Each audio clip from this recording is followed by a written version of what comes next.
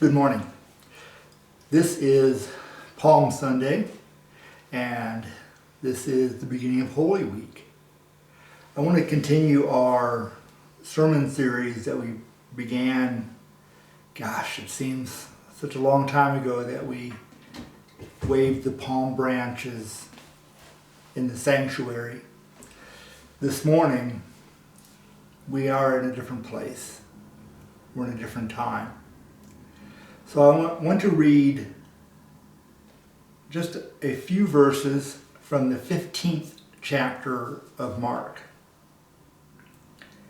It was 9 o'clock in the morning when they crucified him.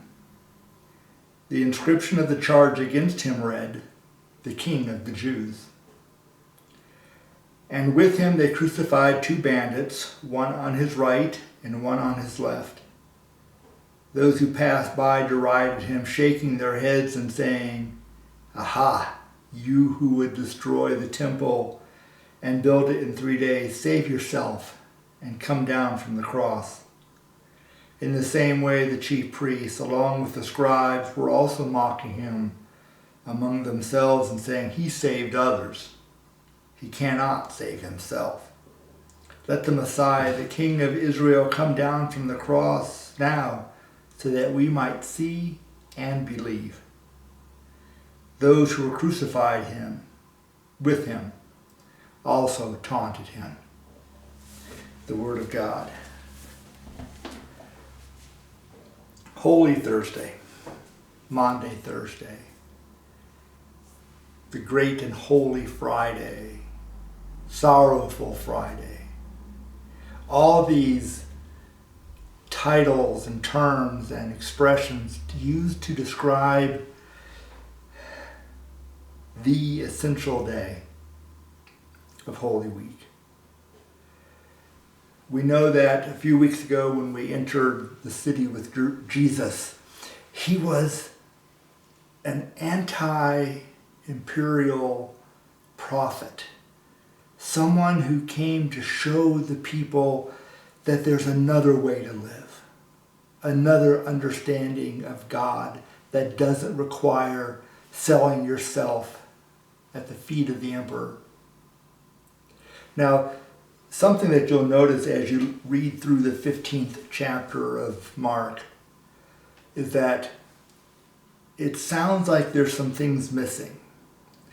But as we find when we go through the Christmas story, that there's kind of a hodgepodge, a mashing together of the different gospel lessons.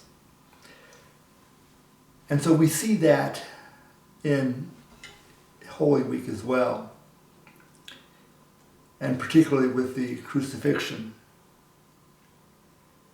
Mark, for instance, doesn't record that Pilate washes his hands. Only Luke records that he was in the palace of Herod. Mark has Jesus speaking only once.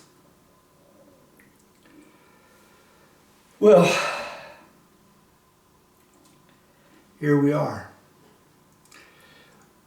What is particularly interesting in Mark, and this is something that I really hope that you'll look at this chapter and see for yourself how, Mark has spent the entire gospel narrative describing this feeling, this energy, this dynamism. There's lots of verbs used in Mark. He continues a lot of verbs, but he slows time down. He slows time down and breaks it up this day into essentially 4 3-hour segments. And these segments teach us something about not just why Jesus endured the cross, but how his disciples, how his followers understood the events and what they were to do with those events years later. Now remember that Mark is writing far after the time of Jesus. Some scholars believe it's around 70 AD. And that was about the time of the Jewish revolt when the legions of Vespasian destroyed the city. And so Mark's readers and listeners would have understood that. And they would have interpreted these events in light of this conflict. So where do we begin? As soon as it was morning, the chief priests held a consultation with the elders and scribes and the whole council. They bound Jesus, led him away, and handed him over to Pilate. So the first segment of Thursday is 6 a.m. to 9 a.m. And it is just,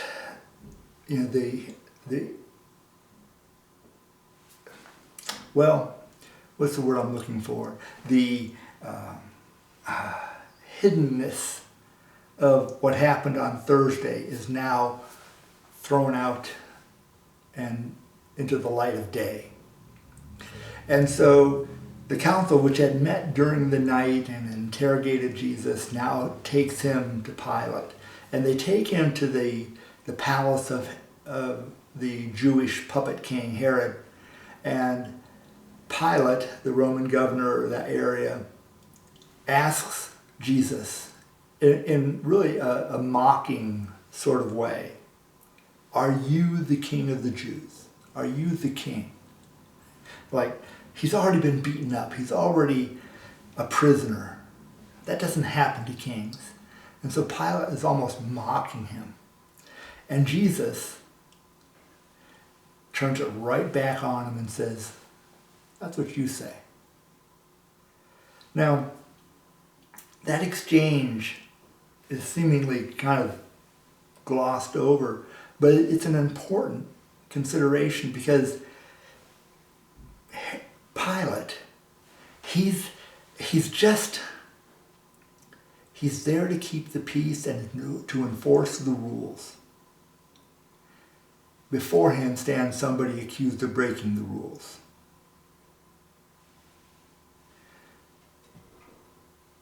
Jesus doesn't care about Pilate's rules.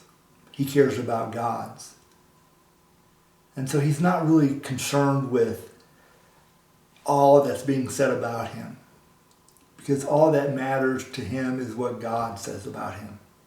And so the crowd that Mark refers to isn't the same crowd that cheered Jesus on Palm Sunday, and it's not the same crowd that was